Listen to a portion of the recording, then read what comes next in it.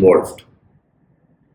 And when I say this, what I mean is you can't do informal learning and hope that somebody learns a way like selling skills. Which means in this journey of maybe realizing, understanding, reflecting, thinking, trying.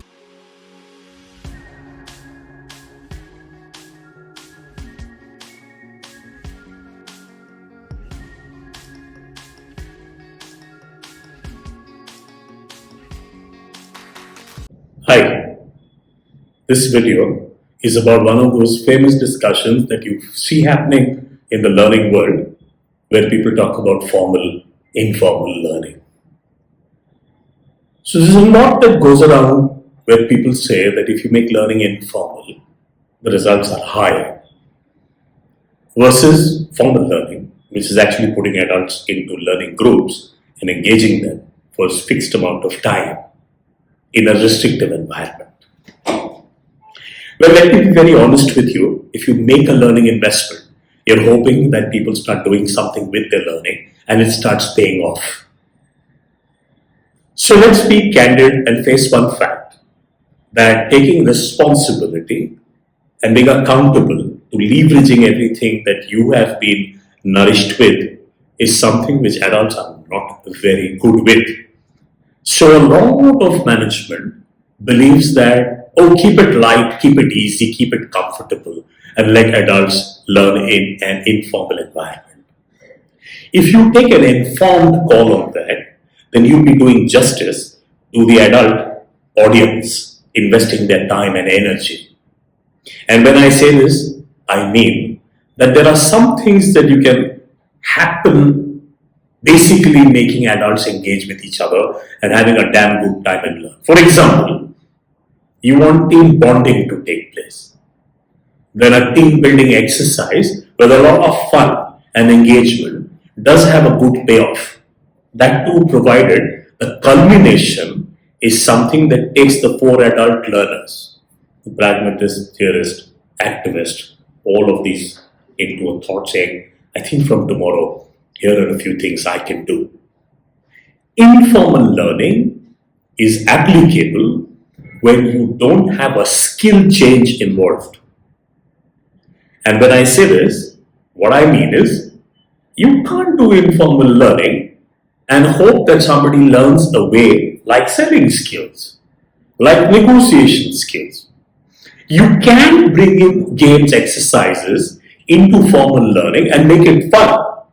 So I must say that make learning fun is a thumb rule. If there's no fun in the learning, then adults can get bored quite easily. Informal learning is where the adult himself can be made accountable to enjoy an experience on his own, read a book, reflect back, come back, share it with peers, get into a discussion, and possibly leave with certain thoughts that he or she could be accountable to drive. But when you're talking about these kind of learnings, the topic is critical. If the topic is not about developing a new skill, then it's okay. When I say this, if you're having an awareness session, you can keep it very informal. If you're talking about interpersonal relationships, bonding, team building, all of those could be made informal and the enjoyment and fun is quite high.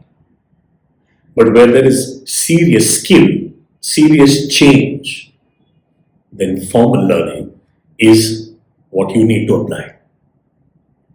Informal learning can be a long route without a definitive. You can get some feedback and you can make some observations on the change in the environment at the workplace. But measuring how that's happening could become challenging. Of course, you can put metrics in place. With formal learning, it's about taking adults through information, concepts, application, and possible change. These could be done in various ways. You can put them into simulations, you can put them into games and exercises and bring them to reflect and share. But the structure is where you start, where they are now, and show them where they can go. So one of the commandments of adult learning says, take people from what they know to what they don't know. And that is best in a formal environment. A balance between formal and informal could have great results. So if you have a learning agenda for your people at work, then you could bring a combination of these two, provided you're sensitive to what is being addressed formally and what's being made fun and informal, what's being made individual applicable where the person's responsible to go and learn on his own, and what's being made as peer-to-peer exercises or the manager subordinate learning from each other. So if you talk skill, make it formal. If you talk about realization, reflection, you can keep it informal. Back it up with something called micro learning these days, and that again connects to the forgetting curve, right? In 31 days, you're down to 10%, which means in this journey of maybe realizing, understanding, reflecting, thinking, trying, doing, to make people continue this exercise over this journey beyond the 31-day phase, needs something like micro learning. And when I say micro learning, there are various methods to do that. You could have cue cards, you could have set cards, you could have games, you could have exercises, you could just have WhatsApp bites, you could have snippets of videos, you could have some reflection based interaction, and those micro interactions will bring back memories of what they took back when they learned. And that would beat the forgetting curve and ensure that adults start doing and applying what you invested in with them.